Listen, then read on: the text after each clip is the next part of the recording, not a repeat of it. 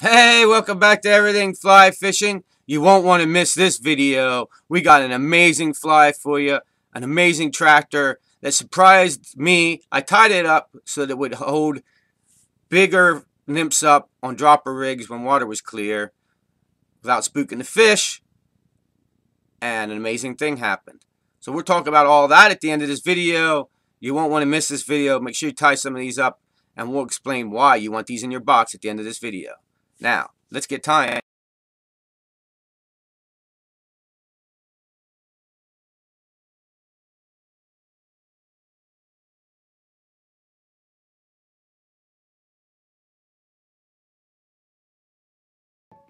Hey, you want to start by debarbing the hook.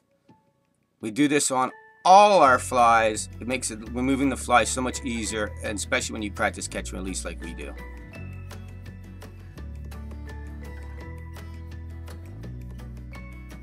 We're going to use black 70 denier thread on this fly.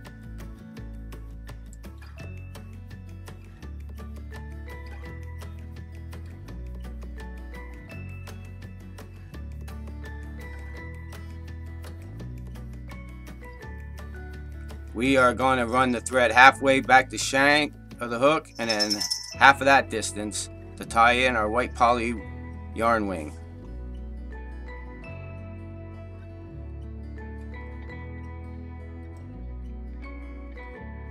I'm going to put one loose wrap on, then pull it towards me and start my figure eights.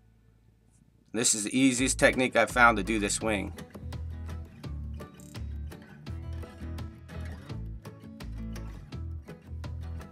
Now we're going to wrap two wraps around the base, almost like you're doing a parachute. We're going to do two wraps like that. That'll hold the wing up in a V. And maybe another couple figure eights to hold that wing in good.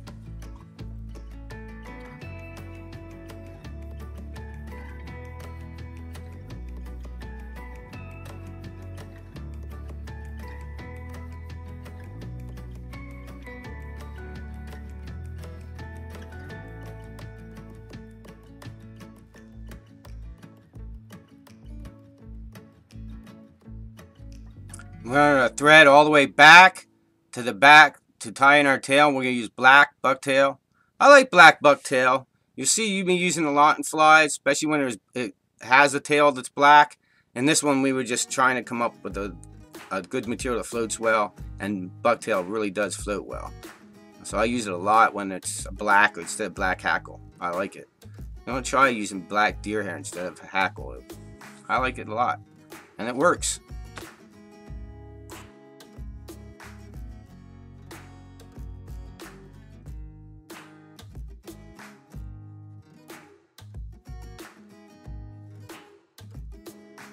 Now we're going to make the tail the same length as the shank of the hook. And we're not going to cut, we're going to run that bucktail fibers all the way up to the wing to build up the body, the bulk of the body, before we cut it off.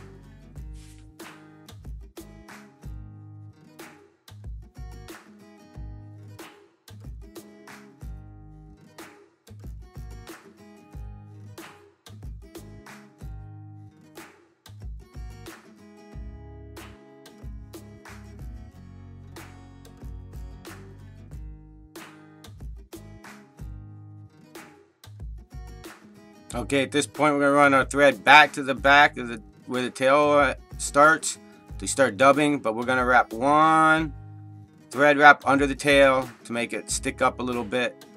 I like adding this little feature to my flies. It really makes them look more natural. And then we're going to get ready to dub this.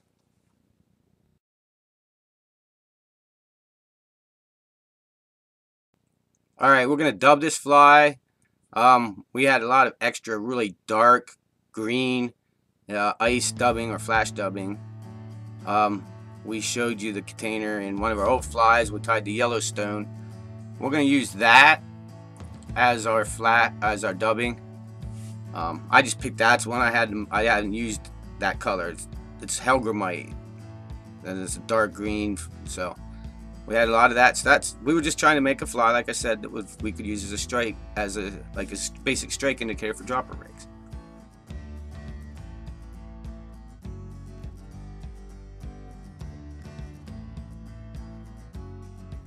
Now this is where it gets interesting. We wanted to add more floating material, so we used the brown wing coming off the back, kind of like a caddis wing, to tie in to help it float.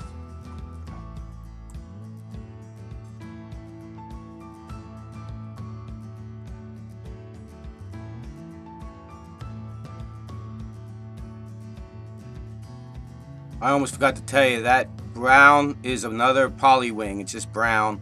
We have it in black, brown, and white. And we just added, like I said, to make it float better.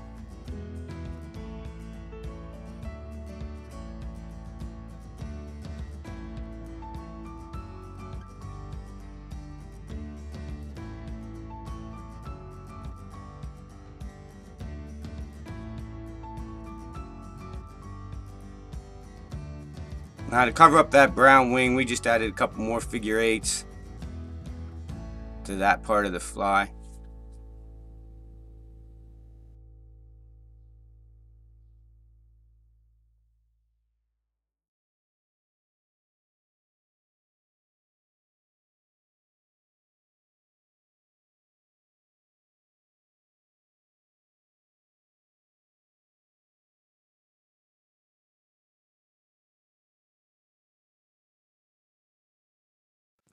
Now when you're going to tie in a black, we use a saddle hackle. We get a lot more flies out of one hackle, so we're using a saddle hackle. So we're going to tie that in. We're going to do like 3 or 4 wraps behind the wing and 2 or 3 wraps in front of the wing. We'll put a lot of hackle on this. Remember, I was making this so it would float. So when we put lots of hackle, we could put floating material in so that the fly would float real well.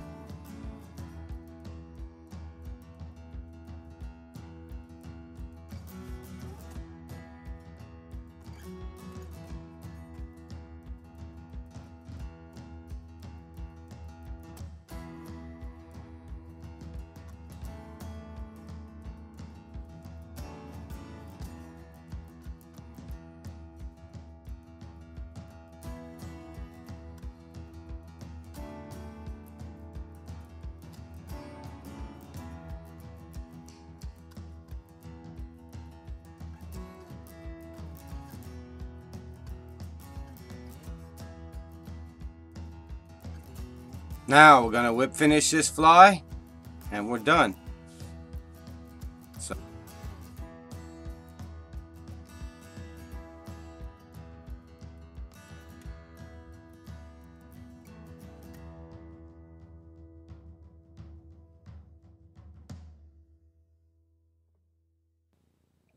So let's take a closer look at this fly.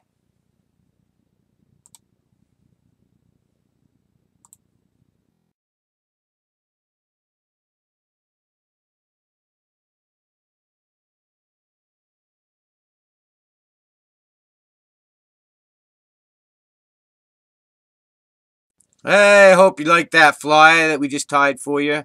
Now, here's a little story about that. We tied that on, took it some clear water, and we have some in our creek, which is White Deer Creek, which I've been fishing since I was 14, reaching about 50. So a lot of years I've been fly fishing that creek. I've learned where the holes are, where they hold the fish. So I've got a couple holes that I know that have lots of fish in it. I mean, some of these holes have tons of fish in it. So we take our flies there to test them out, you know, see how they work. This particular fly, when it hit the water, fish came. It was amazing. They came from across the creek and railed this fly as soon as it hit the water. We had this happen many times. Here's the thing. We didn't have our video camera with us. We're testing flies. We're not video recording. We do a lot of fishing without recording that you guys don't get to see.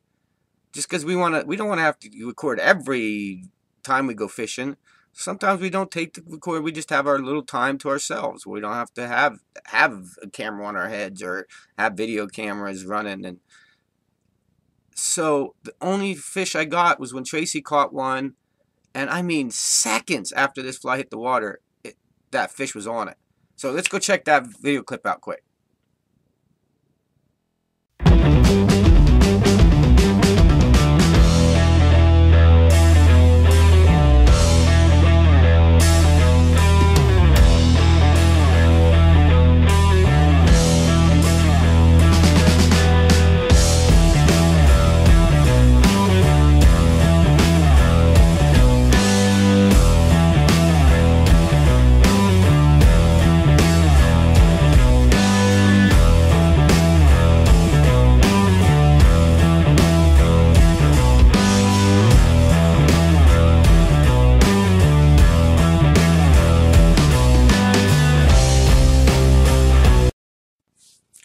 So yeah, that fly that was just supposed to be for that, just so I could fish nymphs, a bigger nymph, turned out that these fish went crazy.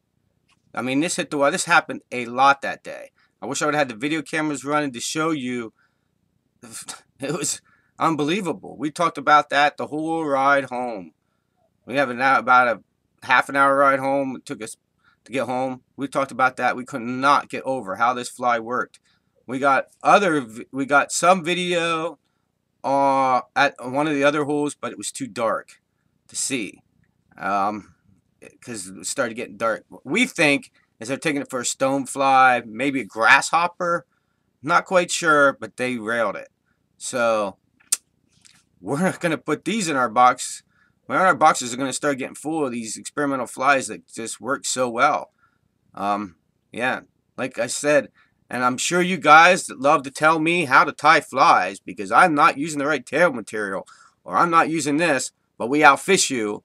Here's another one that you're going to tell me I'm tying wrong, that we're going to outfish you with, that you're going to think that we're ridiculous for tying. It probably looks like poop, huh? But we're going to outfish you with it because it works. So if the smart people will tie these up and put them in their box. And, you know, there's a lot of people giving me a hard time about how I tie or the materials I use. But I actually pick the fly up off the water. I actually look at the fly and tie what it actually has. Not something that a pattern book has told me. You have to understand, when these guys tie these patterns, they generally tie these patterns. And they tie them from, they might live in Colorado. Maybe the tail material in a sulfur or a spinner is white in that state. But it might not be here in PA. So, I give you what I think of what I find on the water. So, break away from the patterns. And don't listen to people that try and tell you shouldn't tie it that way. Or tie a wild pattern like this one. Because when it fishes and it works, I tie them. And I suggest you do too, so that you can have these patterns. And then when somebody says, what are they biting on? You show them this ridiculous pattern, they're like, no way. And probably not tie one. And probably not get one from you, or even care. But then you just can keep out fishing them, so it rocks. So, stay with us. We're going to bring you some more original patterns that the guys, the professional tires, and people that are pattern people ain't going to like. But we don't care. Tie them up, catch fish with us. So, thank you for watching our videos. Always. Hey! Welcome to the end of the video. You can see other tying videos here. A couple other videos from earlier in the week up in here. And subscribe here. And like I always say, you can always subscribe by pushing that fish face. Keep your lines wet, out of the trees, and I'll give them fish a sore lip.